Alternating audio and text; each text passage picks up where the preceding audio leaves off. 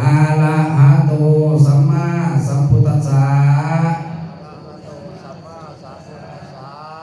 นะโมตัสสะภะคะวะโตอะระหะโตสัมมาสัมพุทธัสสะนะโมตัสสะภะคะวะโตอะระหะโต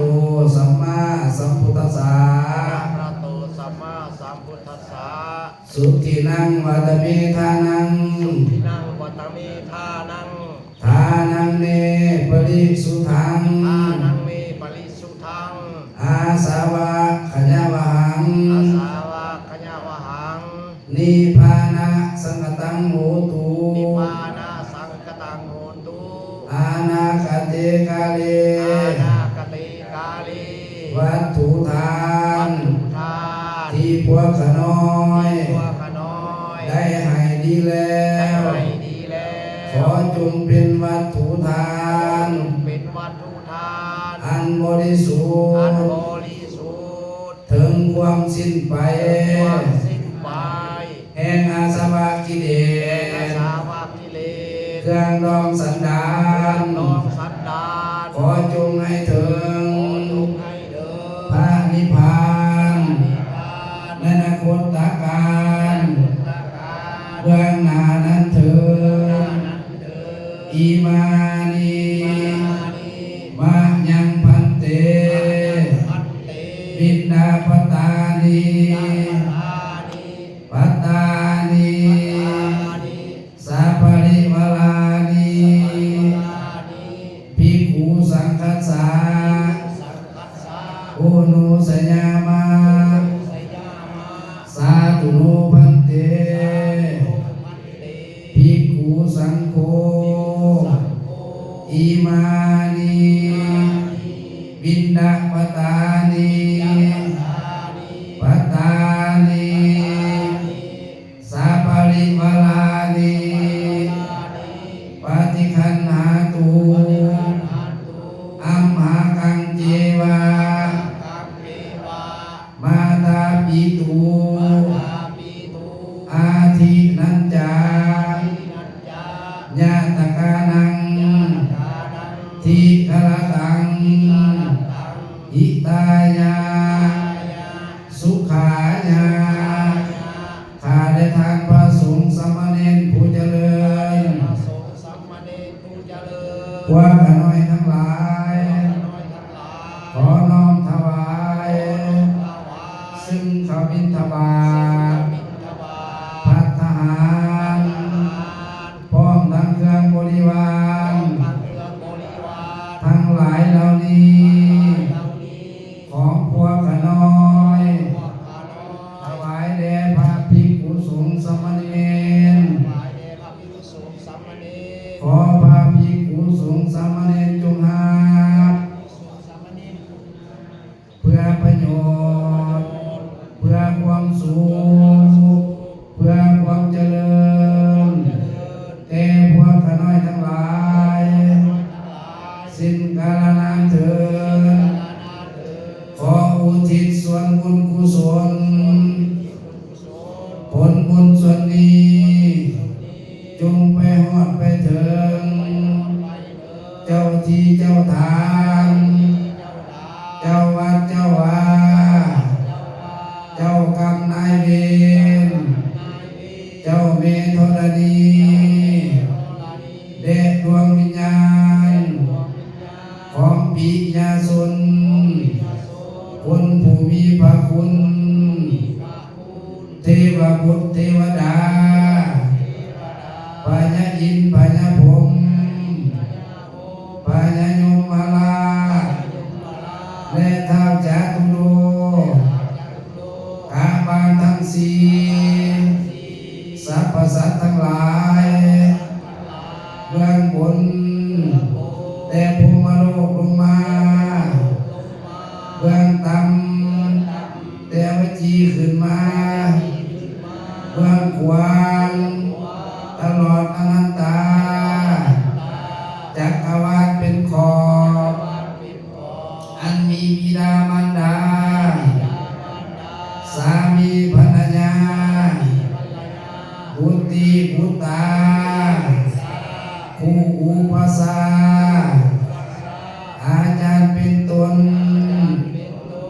และญาติพี่น้องที่ล่วงลับไปแล้วขอจงให้มาหับเอา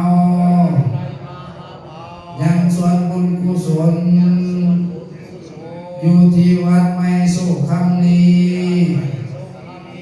ถ้าได้หับแล้วขอให้ดวงวิญญาณของญาติพี่น้องจงไปสู่สุคติเถิดถ้าหากและอันหากยังตกทุกข์ขอให้พ้นจากทุกข์ถ้าถึงสุขแล้วขอให้สุขยิ่งขึ้นไปตราบต่อเท่า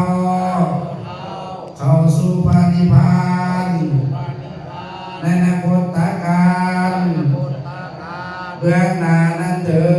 ดสาธุสาธุสาธุอนุทามิสาธุที่กองในเด้อ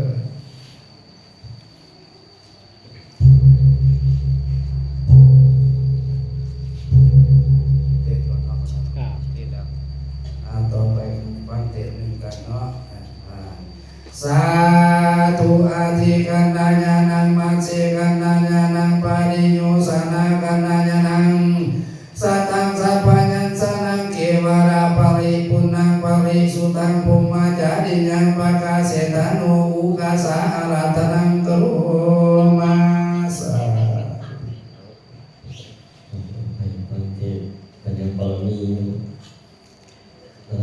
โมตัสสะภะคะวะโตอะระหะโตสัมมาสัมพุทธัสสะนะโมตัสสะภะคะวะโต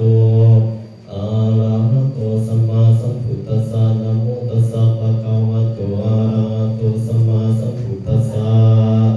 นะ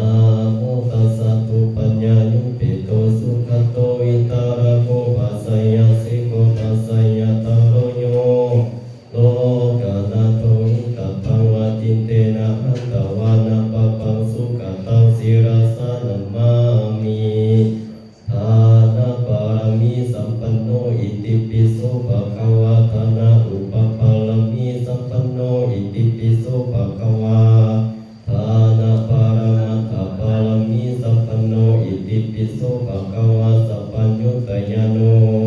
อานันตติคุณัสสมณะกะโตโสภะคะวะอิติปิอะระหังวะโตโสภะคะวะอะระหังตังสารนังคัสสามิอะระหังตังศิราสานัมมามิศิระภารมีสัพพโนอิติปิโสภะคะวะศิระอุปปารมีสัพพโนอิติปิโสภะคะวะศิระภารมัตถปารมีสัพพโนอิติปิโสภะคะวะปุตโตสัพพัญญุตญาโนอานันตติคุณัสสมณะกะโตโสภะคะวะอิติปิสัมมาสัมพุทโธวัตโสภะคะวะสัมมาสัมพุทธังสารนังคัสสามิสัมมาสัมพุทธังศิราสานัมมามิเนกัมมะปารมีสัพพโนอิติปิโสภะคะวะเนกัมมะอุปปารมีสัพพโนอิติปิโสภะคะวะเนกัมมะปารมัตถปารมีสัพพโนอิติปิโสภะคะวะพุทโธสัพพัญญุตยาโนอนันตติคุณัสสมณะกะโตโสภะคะวะอิติปิวิชชาจารณะสัมปันโนวัตโสภะคะวะวิชชาจารณะสัมปันนังสารนังคัสสามิวิชชาจารณะสัมปันนังศิราสานัมมามิปัญญาภารมีสัมปันโนอิติปิโสภะคะวะปัญญาอุปปารมีสัมปันโนอิติปิโสภะคะวะปัญญาปารมิปารมัตถปารมีสัมปันโนอิติปิโสภะคะวะวิริยปารมีสัมปันโนอิติปิโสภะคะวะวิริยอุปปารมีสัมปันโนอิติปิโสภะคะวะวิริยปารมัตถปารมีสัมปันโนอิติปิโสภะคะวะกันติปารมีสัมปันโนอิติปิโสภะคะวะกันติอุปปารมีสัมปันโนอิติปิโสภะคะวะกัน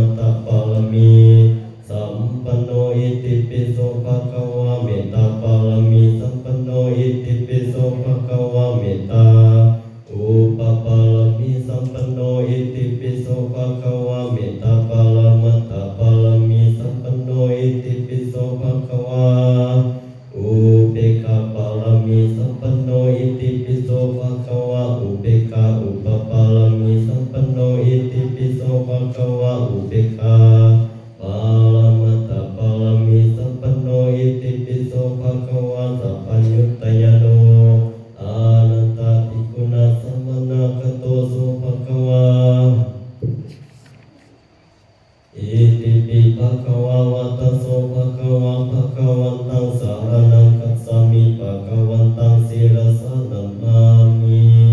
พุ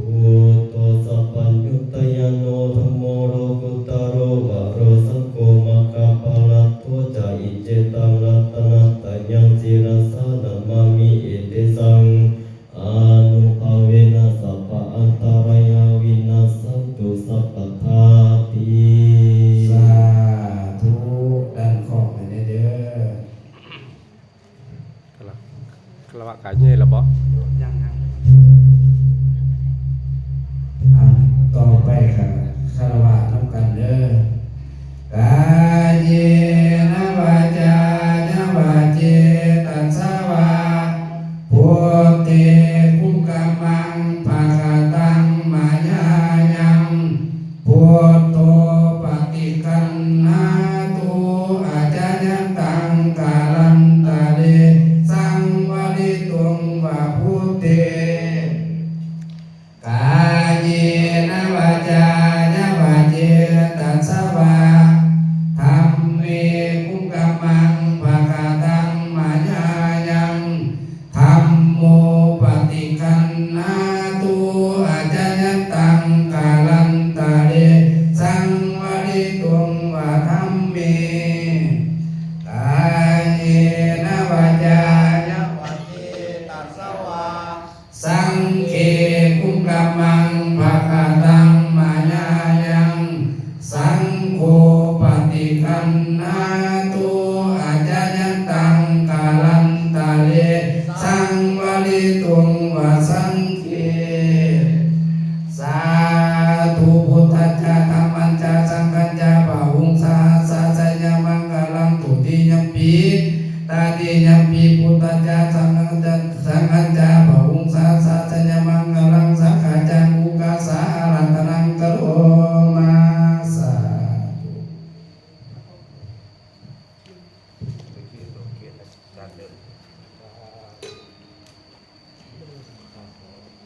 คือว่า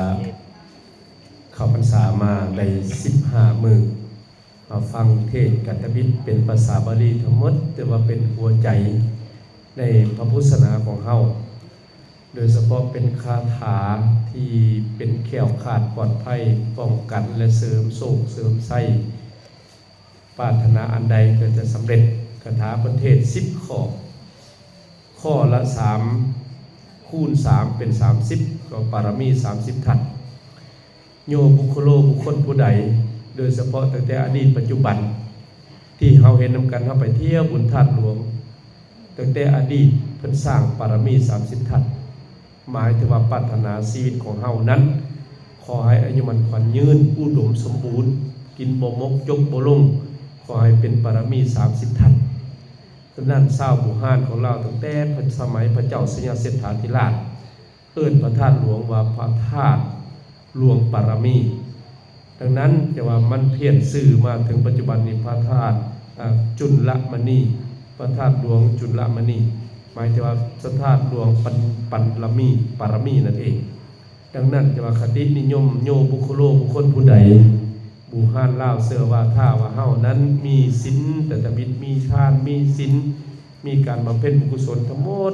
จนท้ายอุเบกขาปารมีถือว่าครอบครัวนั้นอุดมสมบูรณ์กินบ่มกยกบ่ลงอยู่ดีมีแห้งอายุมันขวัญยืนสุขกายสบายใจทานก็ได้ให้ศีลก็ได้รักษาภาวนาก็ได้เฮ็ดปัญญาศึกษาธรรมะก็ได้เฮ็ดความอดทนก็ได้มีความซื่อสัตย์บริสุทธิ์ก็มีความอธิษฐานจิตก็มีความเมตตาสงสารก็มี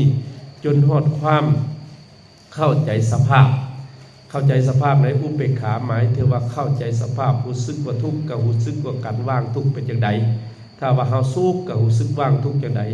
แบบบ่ขึ้นบ่เกินบ่แม่นเฮาเจอความทุกข์กับบางคนก็ตีโพยตีพ่ายหาว่าเทวดาผ่าสางหรือว่าอื่นบ่ซ่อมบ่ช่วยหรือครูบาอาจารย์ไปสูดมนต์ผู้แขนคือบ่ช่วยเขาหน่อยแด่ถ้าว่าเฮาได้ปัญญาปารมีและอุเบกขาและว่างเฉยโอ้รู้สึกว่าสภาพมันเป็นจังซี่เนาะอาจจะเป็นกรรมในอดีตหรือว่าเป็นอดีตศาสตร์สะท้อนมาถึงเฮาแล้วอันนี้ถือว่าเฮาเป็นถือว่าเฮาได้อันนี้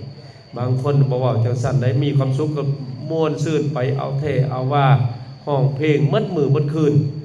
บัดมีความทุกข์ได้ให้มดมือมดคืนอีกอยู่ในแจฝาตัวเองดังนั้นคือเขาเอิ้นว่า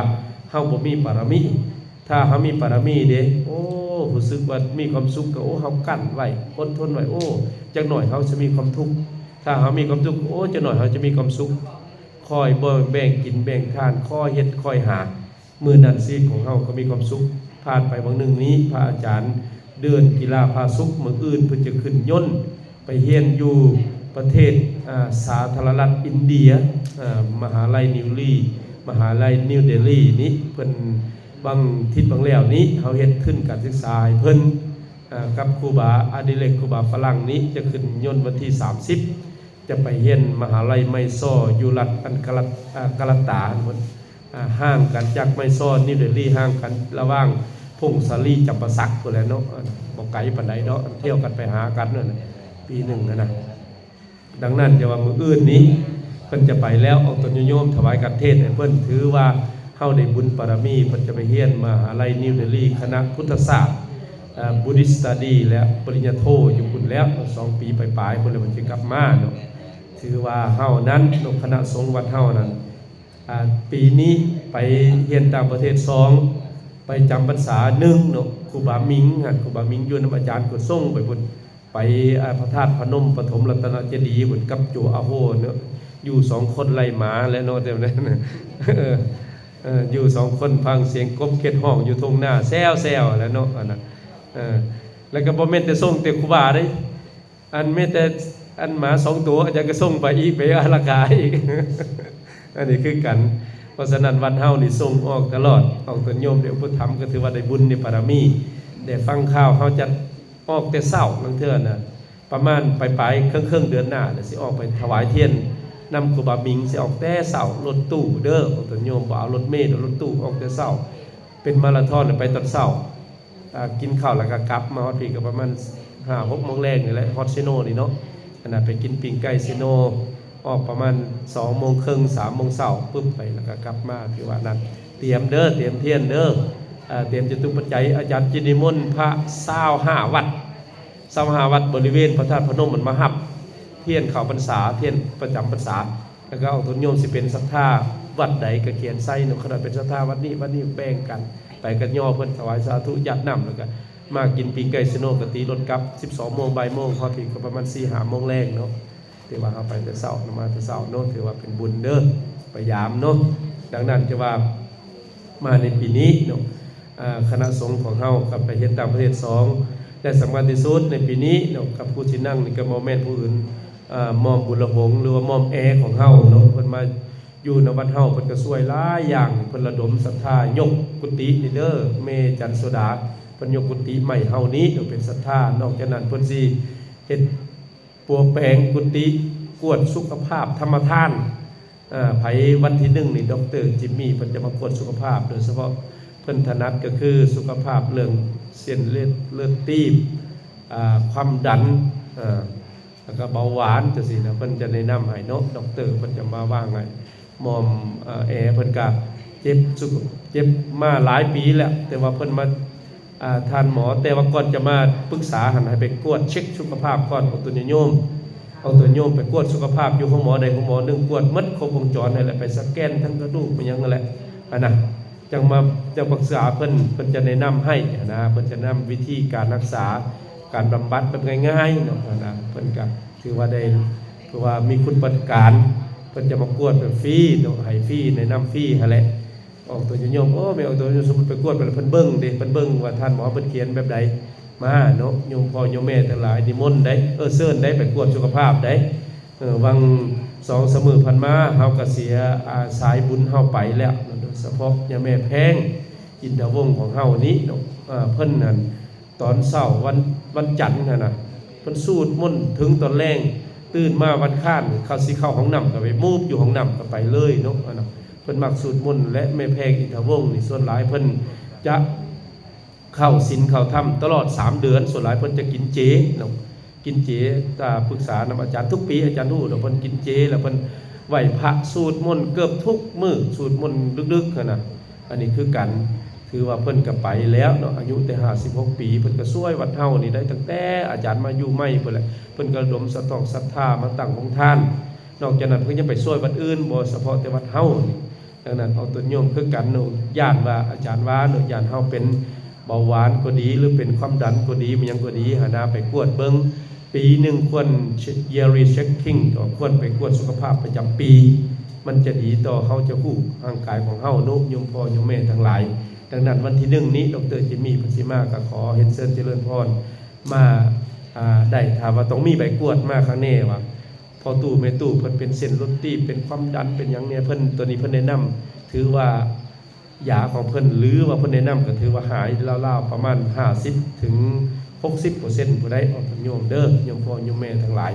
ดังนั้นจะว่าขอให้เฮาอย่าสลาใจว่าสุขภาพของเฮาบ่ดีอาจารย์ก็ไปกวดเลยเด้นี่นะไปกวดกูซึกว่าโอ้เป็นโรคหลายอย่างแต่โรคนึงกับท่านหมอกับอาจารย์เป็นคือกันอาจารย์ว่าเป็นโรคเลือดซับจางท่านหมอขน่อยก็เป็นคือกันแล้วอ่ะ ขอโมทนาสนุกุศลเด้อมื้ออื่นเฮาจะไปส่งยาเดินได้มื้ออื่นนี่ 9:00 นบ่ขึ้นยนต์จักโมงก็11:00 นเขาจะออกไปแต่ 8:30 น 9:00 นนี่ไปส่งยาเดินเนาะมื้ออื่นก็ขอโมทนาสนุกุศลผู้ที่เดินทางแล้วเนาะเอามื้อนี้ก็เป็นมื้อ15 ค่ำแฮม15 ค่ำเข้าพรรษามาก็ได้15 มื้อแล้วเด้อโยมพ่อโยมแม่ทั้งหลายยังเหลือเท่าใดยังเหลือ75 มื้อเท่านั้นเด้อยังเหลือ75 มื้อได้90 มื้อได้เข้าพรรษา90 วันเด้ยังเหลือ75 มื้อเท่านั้นได้วันเวลาเขาไว้ขนาดได้ยังเหลือ2 เดือนปลายเท่านั้นขนาดเฮาทานตลาดขอให้บ่เป็นกุศลสูตรมนต์ไหว้พระตอนแรกให้มีเวลาว่างก็ขอให้เชิญเจริญพรได้ในสูตรมนต์นำกันเด้อต่อไปรับพรเด้อสัพพะโล